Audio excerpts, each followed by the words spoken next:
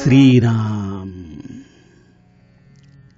आपल्या सर्वांच्या हृदयस्थ वसणाऱ्या आत्मारामास साष्टांग प्रणिपात करून गोस्वामी तुलसीदास रचित श्री रामचरित मानस या ग्रंथातील जो पंचम सोपान सुंदरकांड याचा आपण चिंतन करत आहोत. सज्जन हो, हे आपलाच कथा चिंतन क्रमांक 934. आपण गेल्या चिंतन प्रवाहामध्ये बिभीषण आणि रावणाचा संवाद अभ्यासला. बिभीषणाचं राजमहालामध्ये आगमन झालंय. हीच ती योग्य वेळ आहे हे जाणून रावणाला सत्य काय आहे हे कोणीतरी प्रतिपादित केलं पाहिजे या भावनेतून स्वतःच्या स्वार्थाचा विचार न करता बिभीषण सत्य रावणाच्या हितासाठी म्हणून सांगू लागतो. जो आपण चाहे कल्याणा सुज सुसुमती शुभ गती सुख नाना सो पर नारी लीलार गोसाई तजऊ चौथिके चंद की नाही. अशा पद्धतीने आपल्या स्वतःच्या कल्याणाची जर तुझी खरंच इच्छा असेल, इथं कल्याण या शब्दाची व्याख्या देखील बिभीषण रावणाला सांगतो की सुयश, सुमती, शुभ गती आणि अनंत सुख याद्वारे जीवनाची परिपूर्णता करणं याचं नाव कल्याण आहे. त्यासाठी काही नीती मर्यादा ज्या संतांनी आखून दिलेल्या आहेत त्या नीती मर्यादांचा तू भंग करू नकोस. त्यातील एका मर्यादेचं तू सीताजींचं अपहरण करून आधीच भंग केलेला आहेस. स्वतःच्या कल्याणासाठी परस्त्रीच्या मुखाचं देखील दर्शन घेणं टाळ. जणू काही चतुर्थीचा चंद्रमा ज्या पद्धतीने त्याज्य आहे तसं परस्त्रीच्या मुखदर्शनाचा तू त्याग कर रावणा. अशा पद्धतीने बिभीषण रावणाला नीती आणि सत्य प्रतिपादन करू लागतो. रावणा, जरी तू विश्वविजेता असलास आणि पुढे जाऊन जरी तू 14ही लोकांचं स्वामित्व प्राप्त केलंस, परंतु जर तुझ्या मनामध्ये जीवमात्रांच्या बद्दल द्वेष भावना असेल तर तू आपल्या जीवनामध्ये कधीच पूर्णत्वाला जाऊ शकणार नाहीस. हे समस्त काम, क्रोधादी विकार हे नरकाचे मार्ग आहेत. रावणा, या सगळ्याचा त्याग कर आणि प्रभू रामचंद्रांचं मनापासून भजन कर. जसं संत भगवंताचं भजन करून त्याची प्रसन्नता प्राप्त करतात, तोच एक मार्ग आहे या समस्त पापांचा क्षय करण्याचं. अशा पद्धतीने बिभीषण जो रावणाला उपदेश करतोय त्यातील पुढील भाग गोस्वामीजी गाऊ लागतात. तात राम नहीं नर भूपाला भुवनेश्वर कालहु कर काला ब्रह्म नामय अज भगवंता ब्रह्म नामय अज भगवंता व्यापक अजित अनादि अनंता गोद्विज धेनु देव हितकारी कृपा सिंधु मानुष तनुधारी सीताराम सीताराम रामा सीताराम सीताराम रामा जनरंजन भंजन खल भ्राता जनरंजन भंजन खल भ्राता वेद धर्म रक्षक सुनु भ्राता ताहि बयरुत जिनाय माथा प्रणतारति भंजन रघुनाथा सीताराम सीताराम रामा सीताराम सीताराम रामा देहुनाथ प्रभु कहु बैदेही देहुनाथ प्रभु कहु बैदेही भजहु राम बिनु हेतु सनेही शरण गए प्रभु ताहु न त्यागा विश्वद्रोह कृत अघजेहि लागा जासु नाम त्रयतापन सावन जासु नाम त्रयतापन सावन, सोई प्रभु प्रगट समुझुजिय रावण। सीताराम सीताराम रामा, सीताराम सीताराम रामा। बार बार पद लागऊं, विनय करऊं दस शीस। परिहरि मान मोह मद, भजहु कौशलाधीश। मुनि पुलस्ति निज शिष्य सन, कही पठई यह बात। तुरत समय प्रभु सन कही, पाई सुअवसरुतात। सीताराम सीताराम रामा, सीताराम सीताराम रामा। सीताराम सीताराम रामा, सीताराम सीताराम रामा। सियावर रामचंद्र प्रिय हो।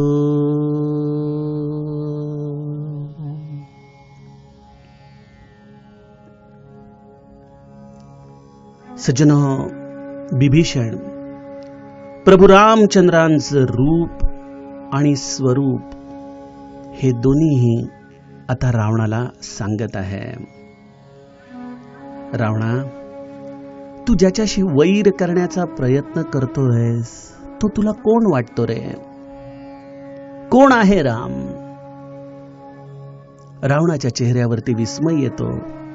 तो मनातल्या मनात विचार करतोय, अरे तो तर एक साधा राजकुमार आहे, एक मनुष्य आहे.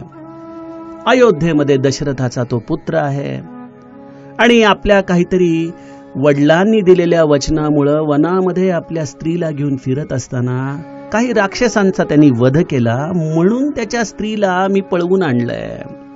हीच त्याची शिक्षा आहे. यावरती बिभीषण रावणाकडे पाहून केवळ स्मितहास्य करतो. रावणा, अरे तू रामाला केवळ एक मनुष्य समजतोस, केवळ एक राजकुमार समजतोस. वनामध्ये विचरण करणारा एक तरुण या रूपाने तू रामाकडे पाहतोस. काय जाणलंयस तू रामाला? माझं ऐक, राम कोण आहे? तात राम नाही नर भूपाला, भुवनेश्वर का लहू कर काला. तात प्रभू रामचंद्र हा केवळ मनुष्य योनी मधला राजकुमार नाही, तो केवळ मनुष्यांचा राजा नाही, तो प्रत्यक्ष या समस्त लोकांचा स्वामी आहे, या ब्रह्मांडाचा स्वामी आहे, या 14 भुवनांचा तो स्वामी आहे. त्याचं शौर्य, त्याचं सामर्थ्य याची खरोखर कल्पना आपल्या बुद्धीला येऊ शकत नाही. एका शब्दात जर मी त्याचं सामर्थ्य तुला सांगायचा प्रयत्न केला तर ऐक, भुवनेश्वर का लहू कर काला. तो समस्त लोकांचा स्वामी आहे आणि काळाचाही काळ आहे. ज्या काळाला समस्त जीव घाबरून असतात, ज्या काळापुढे आम्ही सगळेजण हतबल असतो, अशा काळाला देखील ज्याच्या दर्शनाने भीती बसावी, असा प्रभू रामचंद्रांचा हा अवतार की ज्याला प्रत्यक्ष काळ देखील घाबरतो. सज्जनो, मी काही निरूपणांपूर्वी आपणास सांगितलं की काळ बिकट आहे, काळाने आम्हाला हतबल केलेलं आहे. अशा वेळेला त्या काळाला देखील थरकाप उडवणारं एक व्यक्तित्व आम्हाला श्री महाराजांनी अगदी आमच्या निकट आणून दिलेलं आहे, नामाच्या आधाराने. त्या प्रभू रामचंद्रांवरती जो अनन्य भार टाकेल, जो या बिकट काळामध्ये देखील आपल्या निष्ठेपासून ढळणार नाही, त्याच्यासाठी प्रभू रामचंद्र भुवनेश्वर का लहू कर काला अशा पद्धतीने त्याला त्याच्या जीवनामध्ये आधार देतील, त्याचं कल्याण करतील.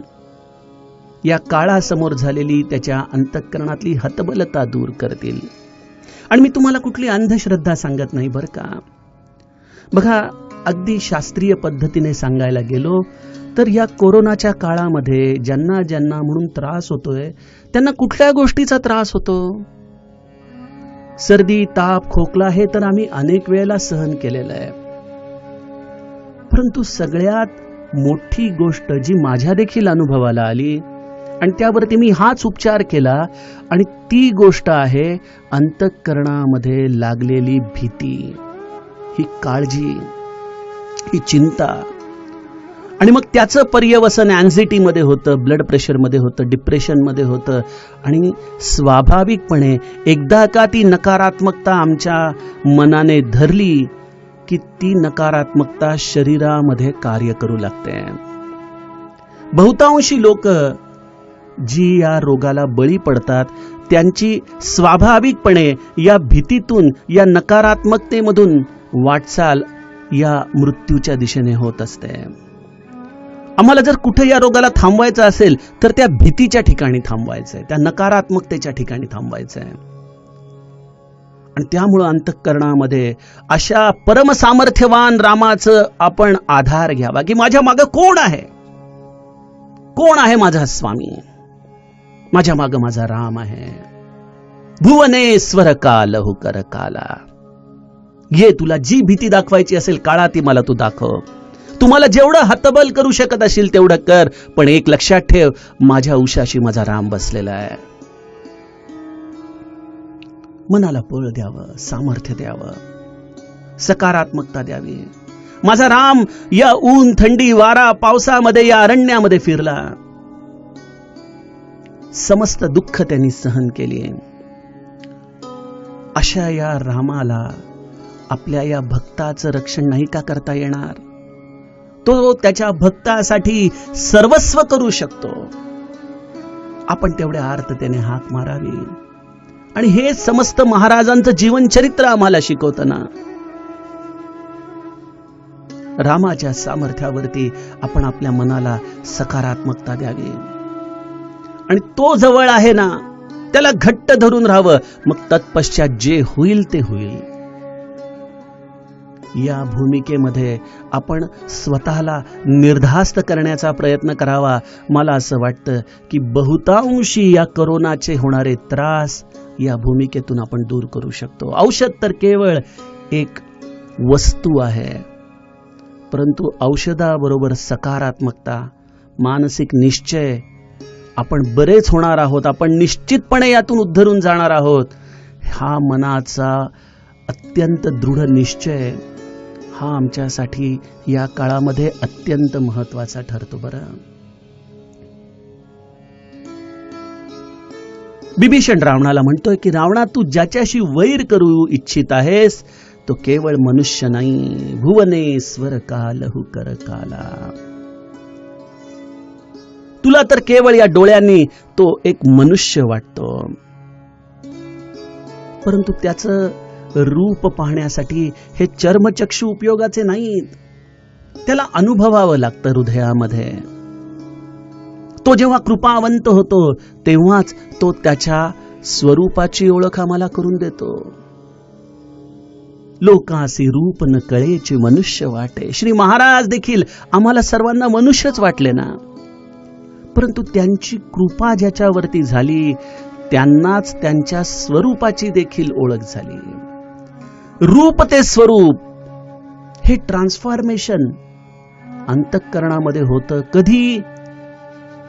जेव्हा आपण त्याच्या रूप आणि स्वरूपाच्या मध्यभागी असलेल्या नामाशी अत्यंत संलग्न होतो. उभय बीच बीच सुख नाम दुभाषी. नामवंदनेमध्ये गोस्वामीजी सांगतात, अगुण सगुण बीच नाम सुसाखी, उभय प्रबोधक चतुर दुभाषी. हे निर्गुण निराकार रूप आणि हे सगुण साकार रूप याच्या मध्यामध्ये नाम आहे. जो या नामामध्ये संलग्न झाला त्यालाच रूपापासून स्वरूपापर्यंत जाण्याचा मार्ग मिळतो. आणि हे बिभीषण या चौपाईमध्ये सांगतो की मला रामाचं रूप देखील कळालं आणि रामाचं स्वरूप देखील कळालं, आणि त्याची किल्ली काय आहे? जासु नाम त्रय ताप नसावन. ज्याचं नाम हे त्रितापांचा नाश करतं, अशा नामाला बिभीषणाने आपल्या अंतःकरणात घट्ट धरून ठेवलं होतं. राम राम तेही सुमिरन कीना, हृदय हर्ष कपी सज्जन चीना.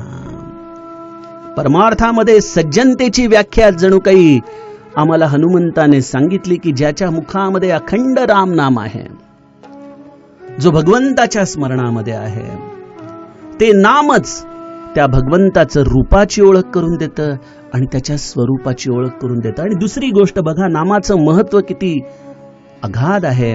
बिभीषणाने अजूनही रामाला पाहिलेलं नाही. बिभीषणाने अजूनही रावणासारखं या दंडकारण्यामध्ये जाऊन रामाची राहुटी देखील पाहिलेली नाही. त्याने तर केवळ हनुमंताला पाहिलंय. हनुमंताचा बोध त्याने ऐकलेला आहे. हनुमंताकडून त्याने रामकथा ऐकलेली आहे. आणि त्याच्या अंतःकरणामध्ये केवळ एकच साधन आहे, आणि ते म्हणजे प्रभू रामचंद्रांच्या नामाचं. त्यामुळे भगवंताचं दर्शन झालं नाही, त्याचं चरित्र ऐकलं नाही, त्याला पाहिलं नाही, परंतु तरी देखील एवढ्या 100 योजन समुद्राच्या पलीकडं बिभीषण रामाच्या रूपाला आणि स्वरूपाला दोघांनाही जाणतो. हे नामाची जीवावरती असलेली कृपा आहे. आणि त्या कृपेच्या आधाराने बिभीषण रामाचं स्वरूप रावणाला सांगू लागतो. ब्रह्म अनामय अज भगवंता, व्यापक अजित अनादि अनंता. किती गुण सांगितलेत बघा. आपण दासबोधामध्ये मठाकाश, घटाकाश आणि माठामध्ये असलेलं आकाश, या तिन्ही संकल्पना समजून घेतल्या आहेत. आकाश जे रिकाम्या माठाच्या आत आहे, तो माठ ज्या मठाच्या आतमध्ये आहे, त्याच्या भिंतींमध्ये देखील तेच आकाश आहे, आणि मठाच्या बाहेर देखील चिदाकाशापर्यंत तेच पसरलेलं आहे. परंतु आपण या तिघांना वेगवेगळं मानतो. त्याप्रमाणे सगुण साकार झालेला राम, निर्गुण निराकार असलेला राम, आणि यांच्या पलीकडे पसरलेलं परब्रह्म, हे सगळं काही एकच राम आहे. आणि ते केवळ त्याच्या नामाच्या आधाराने कळतं, आणि नामाच्या आधाराने अंतःकरणामध्ये अनुभूती येते. ब्रह्म अनामय अज भगवंता, व्यापक अजित अनादि अनंता.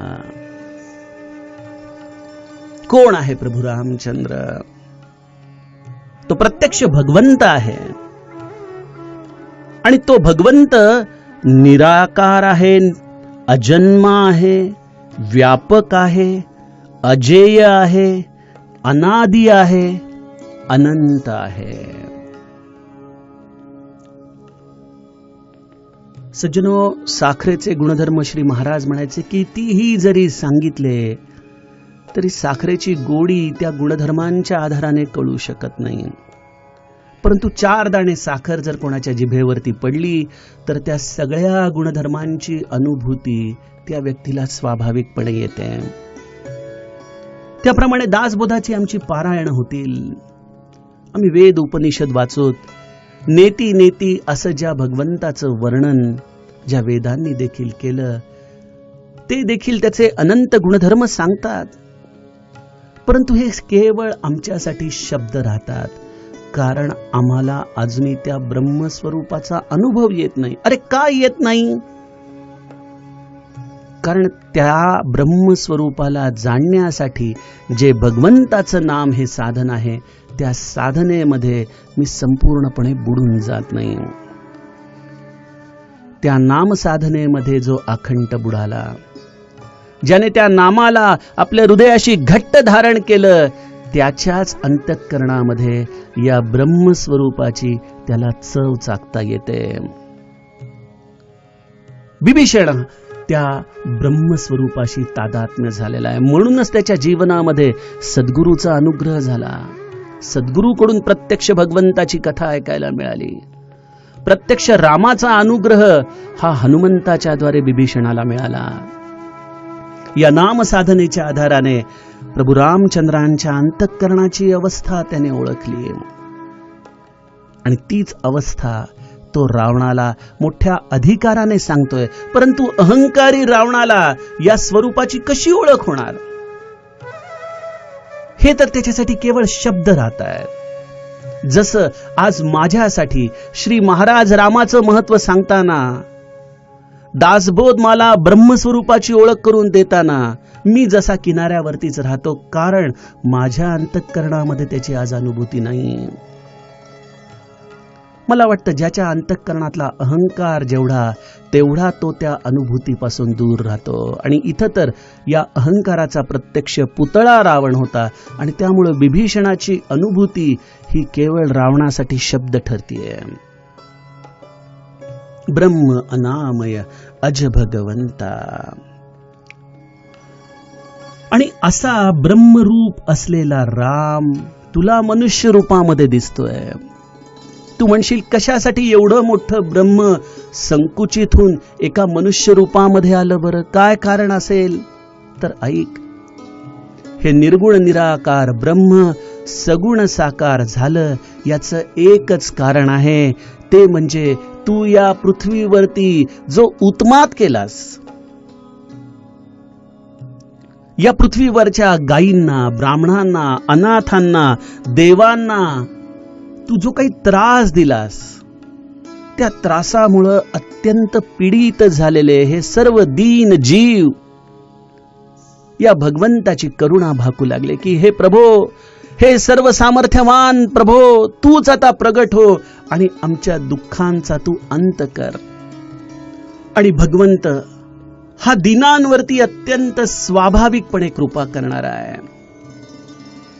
आणि त्यामुळं गोद्विज धेनु देव हितकारी कृपा सिंधू मानुष्य तनुधारी.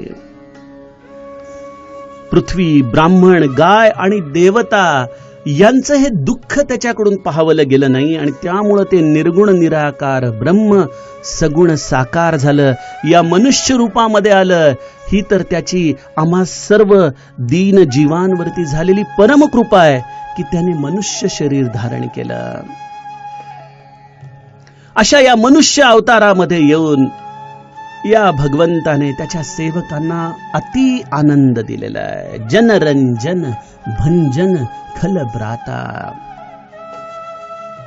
ज्याला पाहिल्यानंतर हृदयामध्ये स्वाभाविक आनंदाची प्राप्ती व्हावी, ज्याच्या स्मरणाने, ज्याच्या नामाने अंतःकरणामध्ये तो परमानंद आपल्या अनुभूतीला यावा, असा हा निर्गुण निराकार ब्रह्मस्वरूप या दीन जीवांच्या उद्धारासाठी सगुण साकार झाला. परंतु जरी तो सेवकांना आनंद देणारा असला तरी तुझ्यासारख्या खलांना, दुष्टांना मात्र त्यांच्या पाप प्रवृत्ती सहित नाश करणारा तो आहे. या सर्व खल प्रवृत्तींचा नाश करून रावणा तो वेद आणि धर्माचं रक्षण करणारा आहे. भगवद्गीता देखील आम्हाला हेच सांगते ना, परित्राणाय साधूनाम विनाशाय च दुष्कृताम धर्म संस्थापनार्थाय संभवामी युगे युगे. या 3 कार्यासाठीच भगवंत पुन्हा पुन्हा येत असतो. अशा या वेद आणि धर्माचं रक्षण करून या मनुष्य समाजाला नेहमी नीतीचा मार्ग दाखवणं, यासाठीच या भगवंताचं अवतार कार्य असतं. तू फार मोठी चूक करतोयस रावणा. मी तुला रामाची ओळख करून दिलीये, मी त्याची अनुभूती घेतलेली आहे. माझ्या अंतःकरणापासून मी या रामाच्या रूपाला आणि स्वरूपाला जाणलंय. आणि अशा या भगवंताशी वैर करण्याचं खूप मोठी चूक तुझ्याकडून झालेली आहे. ताही बयरू तजी नाई माथा. त्याच्याशी वैर सोडून दे. मंदोदरीने देखील याच शब्दामध्ये सांगितलं होतं ना की कंत करश हरि सन परिहरहु मोर कहा अतिहित ही धरहु. जे आपल्या धर्मपत्नीने सांगितलं तोच आपला सावत्र भाऊ देखील सांगतोय. सज्जनो, जेव्हा खरं प्रेम असतं, जेव्हा आपल्या व्यक्तीचं हित व्हावं असं मनापासून वाटत असतं, तेव्हा अगदी आपल्यावरती जीवापाड प्रेम करणारे अशी लोकच आपल्याला सत्य काय आहे ते सांगत असतात. प्रभू रामचंद्रांना तू शरण जा, त्यांच्याशी वैर करू नकोस. अरे प्रभू रामचंद्र हे शरणागताचं दुःख नाश करणारे आहेत. तू केवळ त्यांना शरण जा आणि स्वतःच्या अंतःकरणामध्ये ही जी आज तुझी चरफड होतीये, जो तुला द्वेष, जो तुझ्या अंतःकरणातला क्रोध, जो अहंकार तुला छळतोय ना, या सगळ्या गोष्टींना चंदनासारखी शीतलता प्रभू रामचंद्र तुला प्रदान करतील. बरं, यासाठी केवळ एकच तुला कृती करायची आहे. देहु नाथ प्रभु कहूँ बै देही, भजहु राम बिनु हे तु सनेही. त्या प्रभूंना या सगुण अवतारामध्ये जी त्यांची निजशक्ती आहे, जी अखंड त्यांच्या बरोबरच आहे, ज्यांच्यामध्ये स्वाभाविक अद्वैत आहे, अशा या जानकी मातेला जे तू अपहरण करून कपटाने या लंकेत आणलेलं आहे, त्या जानकी मातेचं पूजन करून सन्मानाने तू प्रभू रामचंद्रांच्याकडे सुपूर्त कर. त्यांना शरण जा, आपल्या झालेल्या चुकीचं प्रायश्चित्त तू त्यांना माग. प्रभू रामचंद्र तुझ्या अंतःकरणातल्या या सर्व प्रकारच्या अपराधांना क्षमा करतील. शरण गये प्रभु ताहुन त्यागा, विश्वद्रोह कृत अगजेही लागा. बघा बिभीषणाचा अधिकार काय आहे. या लंकेमध्ये राहून प्रभू रामचंद्रांचा स्वभाव अगदी अंतःकरणपूर्वक ज्याने जाणलाय, असा बिभीषण म्हणतो की प्रभू रामचंद्र हे शरणागत वत्सल आहेत. त्यांना तू शरण जा. जरी तुझ्याकडून अनंत प्रकारचे अपराध झाले असतील, जरी समस्त विश्वाचा द्रोह करण्याचं पाप तुझ्याकडून झालं असेल, तरी देखील प्रभू रामचंद्रांना शरण गेल्यानंतर प्रभू त्या जीवाचा त्याग करत नाहीत. आणि हेच आपले श्री महाराज सांगायचे ना, की रामाच्या पायाला हात लावून म्हणा की मी ते पाप पुन्हा करणार नाही. तुमच्या समस्त पापांची जबाबदारी माझ्याकडे लागली. आपल्याला शिकवलं जातं ना आयुष्यामध्ये की चुका भरपूर करा, काही हरकत नाही, परंतु एक चूक पुन्हा करू नका.